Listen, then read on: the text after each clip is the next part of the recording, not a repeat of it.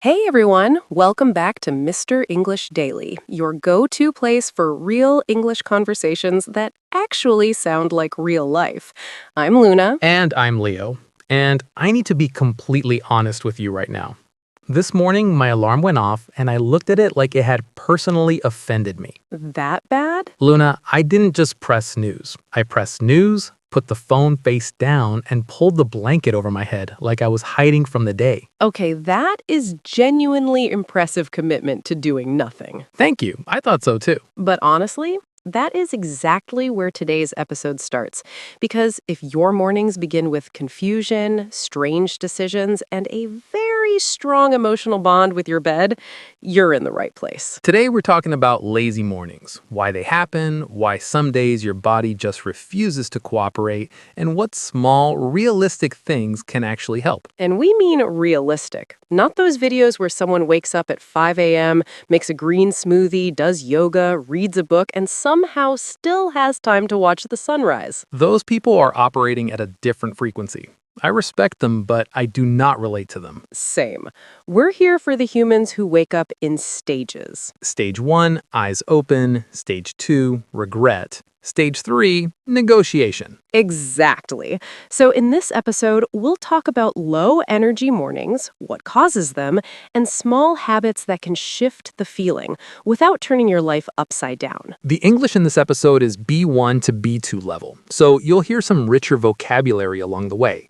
Don't worry about catching every single word. Just listen, relax, and let the language come to you. And at the end, we have our word tour, where we slow down the best vocabulary from today and show you exactly how to use it. So get comfortable, get your drink of choice, and let's talk about mornings. You know what's strange about a slow morning? Nothing has gone wrong yet. No problem has arrived, no bad news, and still your whole body feels like it's saying, absolutely not. Right. The day is completely innocent at that point, and yet your body has already filed a complaint. Like you woke up and someone forgot to turn the engine on properly. That feeling even has a name, groggy. Oh yes, groggy is the perfect morning word. It's that fuzzy, half-awake state.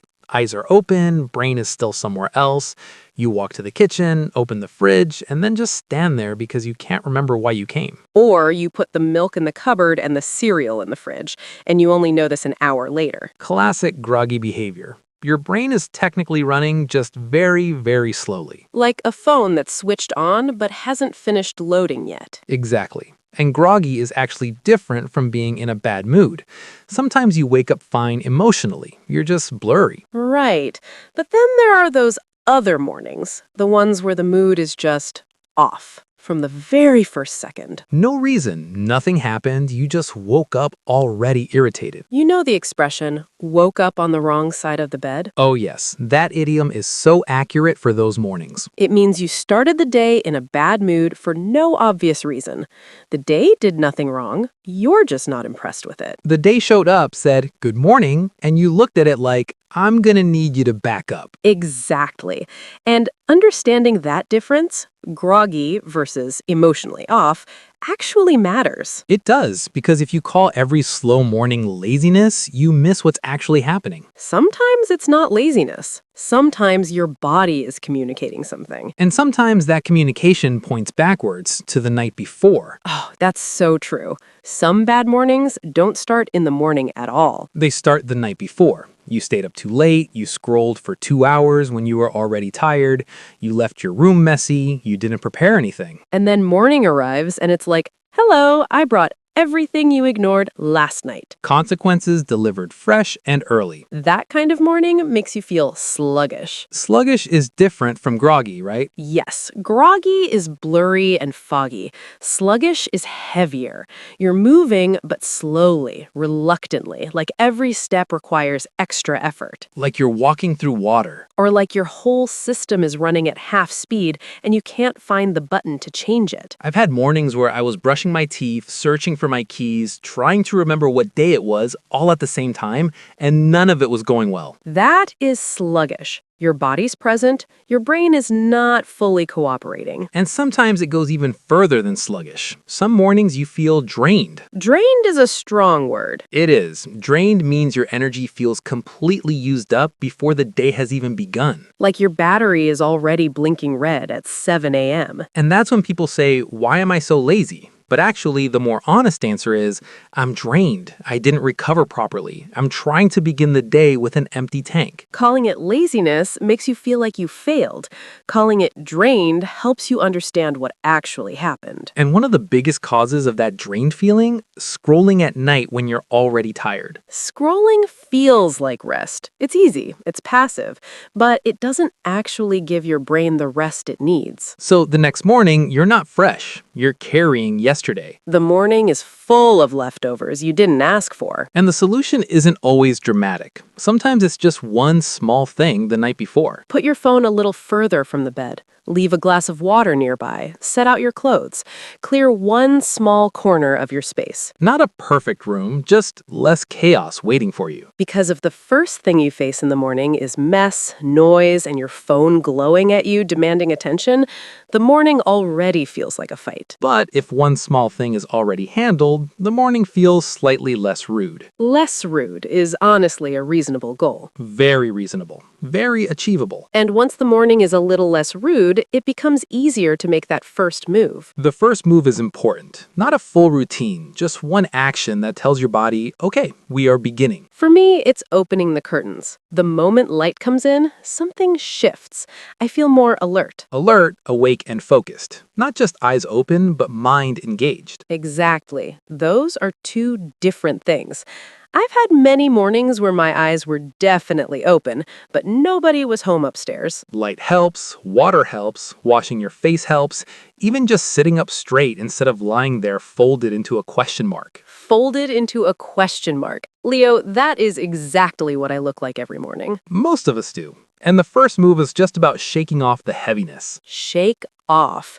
Like when you shake water off your hands. The sleepy feeling doesn't vanish completely, but it loosens. It loosens. That's the right word. Not gone, just lighter, like removing a damp jacket you've been wearing since last night. And once the heaviness loosens, you're not trying to be energetic. You're just trying to open the door into the day. And that's enough. You don't need a perfect entrance, just an entrance. That's where people go wrong, actually.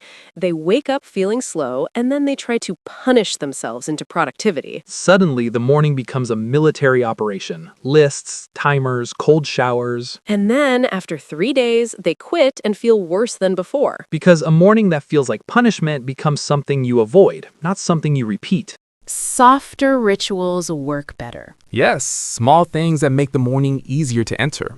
Tea, a good song, fresh air, clean clothes, nothing huge. Those small rituals can make you feel rejuvenated. Rejuvenated, fresh again, restored, like a quieter version of energy came back. Not loud, not forced, just more like yourself. And stepping outside, even for 2 minutes, can be genuinely invigorating. Invigorating. Now that's a good one. Something invigorating makes you feel awake and alive in a clean, refreshing way. Not stressed, not rushed, just switched on. Like when the morning air hits your face before your brain has fully arrived. Exactly that. And the difference between invigorating and stressful is important. A cold shock is stressful. Fresh air is invigorating. One forces you, the other opens you up. So the whole point is, make starting easier, not stricter. Right, because if the morning is easier, you'll repeat it. And repeating it matters far more than making it perfect. Nobody needs a perfect morning. Nobody needs to hit the ground running every single day. Hit the ground running, starting immediately with full energy and action. Youthful sometimes, not required every morning. Some mornings, the win is just getting up without fighting yourself for 20 minutes. That is a completely valid win. A genuinely meaningful one.